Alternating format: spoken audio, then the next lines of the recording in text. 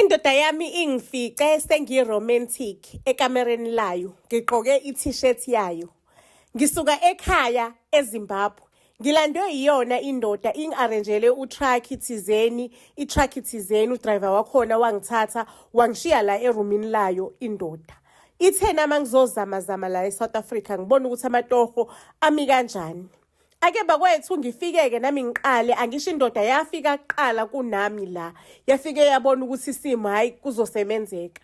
Ngiqale-ke amatoho sengiyasebenza, nginemizi engiyisebenzayo engiyiklinayo, umsombuluko ngiklina komunye umuzi up until Friday. Amatoho impela ayavuma. Izinto kade zihamba kahle. Gwiqiqi angena amanzi endlini. Umyeni sisinabantwana ababili.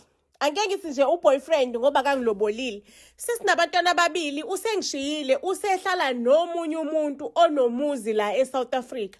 Umuntu wakhona la eSouth Africa. Sengiseleke mina ngisele nabantwana ababili khona la erumini elirentwayo.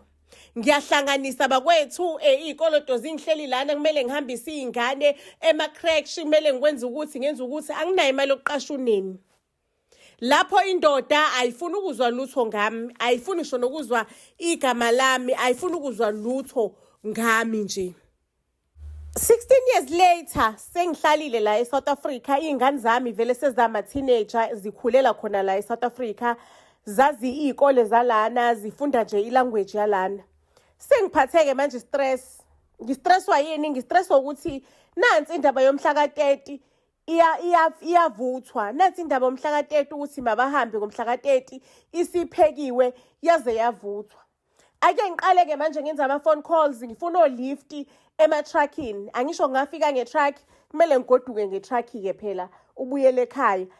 Ngifuna ukuthi njoba isizathu sokuthi ngifuna ulift etruckini, ngifuna ukuthi ngithathe nempahla yami yonke la. Ngizofike ngihlale ngane ekhaya. Ngeke phela ngishiye umbhede wami la, ngishiye i-TV yezingane zami, ngishiye u2-plate wami la, ngishiye ama-plate ami, amabhodi wami. Ngofike ngisavave kanjani back home ngingasana lutho nje. Ake ngiyithole itruck ingitshela ukuthi sohamba ngaluphi usuku. Ake sivumelane no-driver we-truck, kuvunyelwane ukuthi wofika ngaluphi usuku kuzopakishwa. Uyangitshela ukuthi kumele kuthathe isikhathi esingaka ukupakisha, uzongisiza nami kuzomele ngithole umuntu oyedwa ozongisiza because i-truck yakhe nayo ibalelwa amahora, kuyomele ibisiphumile emva kwesikhathi esingaka isihambile. Ake bakwethu ngivume sivumelane, kwiqiqi sininini sengene enye ikholi. Ikholi yacishe yangilahla phansi ngestress. Yacishe nje yangilahla phansi ngestress. Udriver uthi nje uqeda ku-receive i-call from iboss yakhe. Ithi izofaka amakhamera etruckini because ayifuni yena abantu abeqisa abanye abantu illegally kwiborder nge-truck yasemsebenzini. Inkampani ingangena enkingeni ngalokho. Uthi nje akusavumelekile sebezogada amakhamera azobuka yonke into eyenzakalayo etruckini. Ngithi ngisaxayeke kanjalo ukuthi into engizoyithini-ke le, athi udriver khululeka khona sengikhulume naye othi angakuthatha. But iproblem yakhe lona uyahamba khona namhlanje, kumele apakishe manje, kumele nipakishe manje nihambe. Uthi mangabe uvuma angeza lapha azokuthatha nezingane nezimpahla zakho. Just Maria mami, mina ngiyitshela ukuthi ngizohamba in a week's time. Yabo ngisazohamba ngiyovalelisa kubantu base South Africa kade ngiphilisana nabo. Phela sengina 16 years ngihlala la eSouth Africa. Kunabantu asebewoma wami la komakhelwane, kunabantu esengiphilisana nabo la komakhelwane. Ake kucace ukuthi ayikho into engizoyenza, kumele ngipakishe manje kuhanjwe. Ngivume ngithakeze lo driver lo. Sho ukuthi abantu bami ade ngiphila nabo omakhelwane nade ngibakolotela into engiyithengisayo, sengiyovalelisa over the phone sengihambile. Ake endleleni siyahamba izingane zami no driver, enhlizweni yami kuukuthi nje ayikho into edlula ukuba sekhaya ezikhathini ezimba. Ayikho nje into edlula ukuba sekhaya ezikhathini ezimba. Ake itruck ivelane nje ife endleleni. Itruck ife sisemaqeleni ime itruck. Ake udriver angitshela ukuthi inkampani yakhe for sure usually mangabe nenkinga kanje imtholela iroom elilodwa, imbhukhela iroom elilodwa, shukuthi sizoshintshana itruck lenkinga enayo ucabanga ukuthi inkinga encane, sizoshintshana yena uzolala emini mina nezingane silala ebusuku yena uzohlala etruckini. Ake sivumelaneke bafethu, hayi bengashisi bengabandi bekubanda kodwa bengabandi kakhulu ukuthi sengaze kushona umuntu umelala etruckini khona bekubanda. Ayisivumelaneke ngempela. Sesiyaxabana ke manje eroomini. Udriver before kushaya isikhathi sokuthi silale, before kushaya ubusuku safika lapha sekuzobe ikhathi zokulala seko 4 5 6 yabo, let's say seko 6 7. Before ahambe aye truckini udriver uthi ngoba izingane isadlala mina angimshayise fast. Ngikushayisa ini, angisho mina ngikhokhile ukuthi ungipha ulift ogoduka ngekhaya, manje waye uthi angikushayise. Athi udriver phela mina kade ngamgcina umfazi ngihlezi ngehla ngenyuke ematruckini, pho mina ngingenaphi? Udriver vele sixabaneke nje, kuyacaca ukuthi udriver nje uthi angimshayisi. Ngicela ukunitshela ukuthi ekhaya ngifika kanzima, kade sesixabene sesingasakhulumisani no driver etruckini immediately after itruck isikhandiwe. Okubhlungu ke ekhaya ngifica umamncane uyagula, ugulela ukufa. Mina ekhaya owami uma usadlula emhlabeni, shukuthi bekade nginomamncane kuphela empilweni. Umamncane adlule emhlabeni ngalo losuku leli engafika ngalo, wathi nje mntakadadewethu usufikile, kwakuhle ukuthi ngihambe sengikubonile ngivalelisile mntakadadewethu. Sasibhlungu lo sosimo, sasibhlungu sinqenqetha.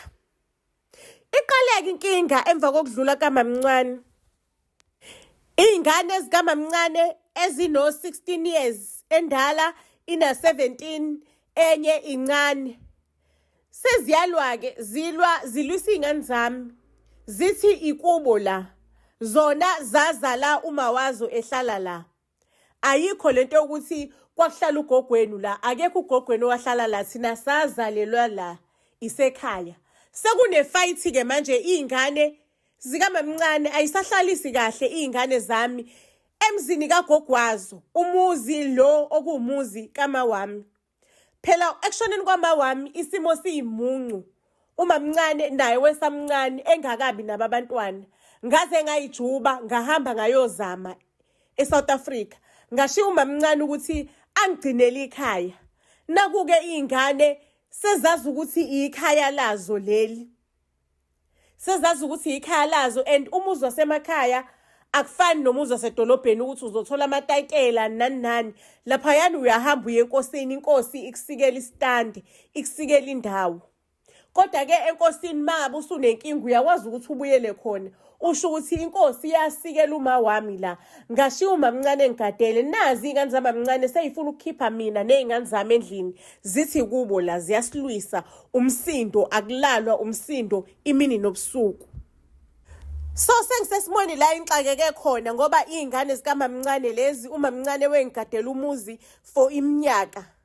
Sengisesimoni la enxakeke khona ukuthi angisazi ukuthi ngenze njani ngoba ngizamile ukukhuluma nale ntombazane endala na 17 years, ngayihlalisa phansi ngayichazela ukuthi asikho isidingo sokuthi silwisane, singakwazi ukuthi sihlalisane siphilisane kahle ndawonye njengomndeni, siqhubeke sibe umndeni njengoba uMamncane kade ezala ngizala mina besikhulumisene waze washo ukuthi wena ntombazana uzohamba uyohlala naye ekamereni, mina lekamero elilala wena ngihlale mina nezingane zami. Kodwa nje intombazane engasafuni ngisho nokuphuma ekamereni futhi ingafuni mina nezingane zami singene ekamereni laMamncane, ithi ikamero lamawalo le kusaziliwa ukwazi ukulala ekamereni lomufi ayingakomi ngisho nokoma emathuneni. So izingane zayingqwahaza zithi angilala ekhishini noma edaningi mina nezingane zami ngoba ikubo la. Esimweni esinjengalesi wenze njani? Ngenze njani esimweni esinjengalesi? Ngoba kuthiwa ayikho into edlula ikhaya. Angakaqedi ngisho no 2 weeks ngikhona la ekhaya, kodwa isimo sesingishubele. Isimo sesimuncu. Wenze njani esimweni esinjengalesi? Uyahamba uye kaMshada enkosini, uhambe uyofuna ukuthi bakhishwe labantu laba endaweni yakho ukuze ukwazi ukuthi ukuthola ukuthula nezingane zakho nibe nepeace. wenze njani, because at some point I might end up needing them, because ngizobuyela mina eSouth Africa ngiyostokha mase ngilungisile kahle ipassport yami sekusukile suphelile wonke umsindo. Ngizobuyela mina eSouth Africa as a visitor ngingene nje ngepassport yami ngistokhe ngiphinde ngibuyele ekhaya ngiyothengisa amasekeni. So kulesimo esinjengalesi ngiphuma kanjani, ngenze njani ngale ingane, ngisolve kanjani lesimo lesi, because uma mncane bekuyilona eldala ekhaya eliphilayo. Akasekho umuntu ongangena indaba zalo yamndeni aze koyilungisa. Family, ngicela ukunikhumbuza ukuthi thina njengeBuzz SA sithatha incwadi ya grade 12 ebizwa kuthiwa Impi Yabomdabu Isethunjini, sayishintsha sayenza imovie for abafundi bakaMatikuletsheni. So mangabe umfundi wa grade 12 ofunda yona lencwadi kuthiwa Impi Yabomdabu Isethunjini, iZulu novel, sizocela ukuthi wazi ukuthi imovie yakhona echaza ihlube udlube ekhasini kusukela kuchapter 1 kuze kuyofika kuchapter 15, ayeqi isigameko, ibala zonke igameko ezenzeka lencwadini. Isikhona ke siyayithengisa kuma individuals are interested ukuthi ayibuke le movie. Ungaxhumana nathi ku-WhatsApp enambeni ethi 079 337 2464 079 337 2464 079 337 2464.